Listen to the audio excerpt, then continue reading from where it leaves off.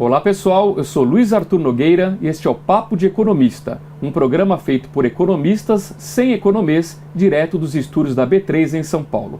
Conosco nesta semana, Paulo Gomes, economista-chefe da Azimuth Brasil Wealth Management. Paulo, no bloco de hoje o tema escolhido pela produção do programa é o futuro político. Eu queria, antes de mais nada, perguntar para você o seguinte: no seu dia a dia, na hora de fazer um cenário econômico, a política tem pesado muito? Sim, com certeza, Luiz. Por quê? Porque a política vai definir todo o lado econômico do Brasil, se vai haver principalmente investimentos que vão proporcionar à economia, à atividade econômica.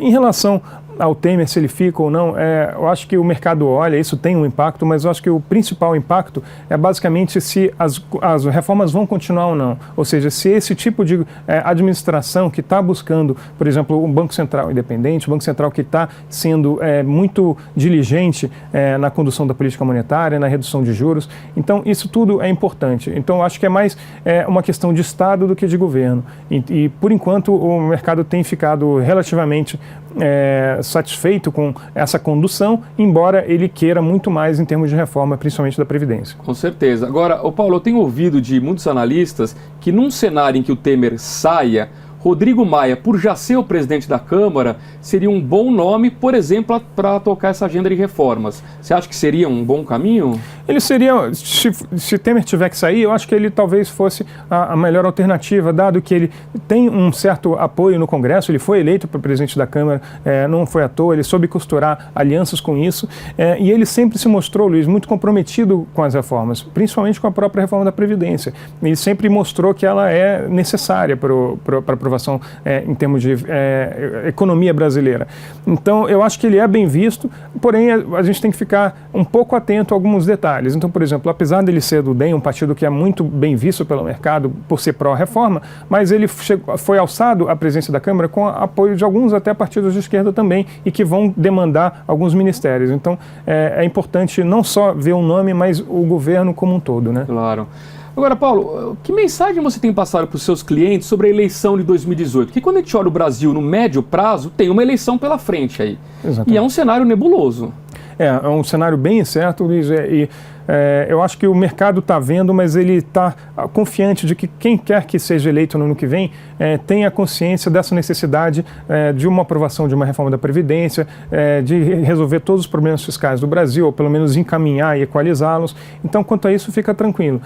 Por enquanto, a gente vê o ex-presidente Lula liderando pesquisas, não sabemos se ele será candidato. Por mais que ele esteja com um discurso de mais esquerda, ele também tentou fazer uma reforma da Previdência no passado e até não conseguiu. Mas existem outros candidatos que podem surgir e que até agora não são muito conhecidos. Então, o mercado olha, eu acho que os investimentos de mais longo prazo só virão os investimentos vultuosos depois que for definida essa eleição daqui a pouco mais de um ano. Aliás, você citou o ex-presidente Lula, acho que uma grande incógnita é, num cenário em que primeiro ele participe e segundo que ele vença, que Lula é esse? É aquele Lula que em 2003 assumiu e fez uma gestão que o mercado até gostou, né? Uma gestão mais conservadora, com uma equipe econômica de muita qualidade, ou seria um Lula mais à esquerda em que abandonaria as reformas? É difícil entender que Lula seria esse. É difícil. Eu estou trabalhando primeiro com a hipótese de que ele não será candidato por conta das questões que ele tem que resolver em relação à justiça. Ele foi condenado na semana passada, né, em primeira instância, pelo Sérgio Moro. Isso, e na segunda instância, o presidente do TR da região 4 já definiu que até agosto do ano que vem vai emitir um parecer, a situação vai estar definida, e ele disse que está muito bem escrito o relatório de mais de 200 páginas do Sérgio Moro, independente se ele vai aprovar ou não. Claro. Porém, mesmo que o Lula seja candidato, ele tem uma rejeição muito elevada. Até em estados como o Rio de Janeiro, que ele sempre foi muito forte, acima de 46%. E eu acho que hoje existe uma percepção de que muitos desses problemas que a gente enfrenta econômicos são oriundos da gestão petista. Então, eu acredito que ele não seja eleito, mesmo que ele seja candidato. Ele pode até ir para o segundo turno, ele deve ter ali sempre um cerca de 25%, mas a rejeição é muito maior do que isso. Perderia pela rejeição. Eu acho que hoje o mercado foca mais assim, quem queria para o segundo turno, com ele ou com outro candidato que tem rejeição alta. Então, para a gente concluir, o maior risco da eleição de 2018 seria aparecer um aventureiro. Exatamente. Eu acho que essa é uma preocupação, alguém que você não tem a menor noção do que pode vir.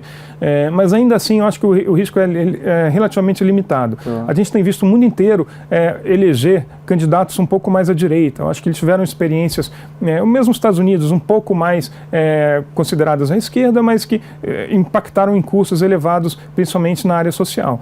E agora a gente vê em vários países, como na própria Inglaterra, nos Estados Unidos e também na América Latina, um viés um pouco mais para o centro, talvez um pouquinho à direita. Então eu acho que isso tende a ser mais favorável ao mercado do que a situação vigente nos últimos anos. Muito bem, Paulo Gomes, economista-chefe da Azimuth Brasil Wealth Management, conosco nesta semana no Papo de Economista, que volta amanhã com o quadro Cara ou Coroa. Um grande abraço e até lá!